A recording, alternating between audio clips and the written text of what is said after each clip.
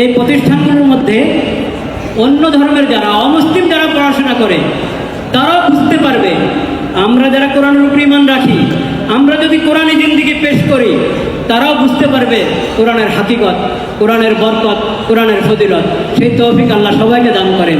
ওয়া আখিরু দাওয়ানা আলহামদুলিল্লাহি রাব্বিল আলামিন। আমরা মুসলিম জাতি হিসাবে আল্লাহর পক্ষ থেকে পেয়েছি বিরাট এক নিয়ামত, আর সেই নিয়ামত হলো মুফতি আল্লামা আব্দুল মালেক হাফিজাহুল্লাহ, যিনি মুসলিম জাতির জন্য একজন দরদি রাহবার, যিনি অবয়বে খাটো হলেও বডি ছোটো হলেও ওনার ভিতরে আল্লাহ তাআলা রেখেছেন ইলমে নববীর আমানত।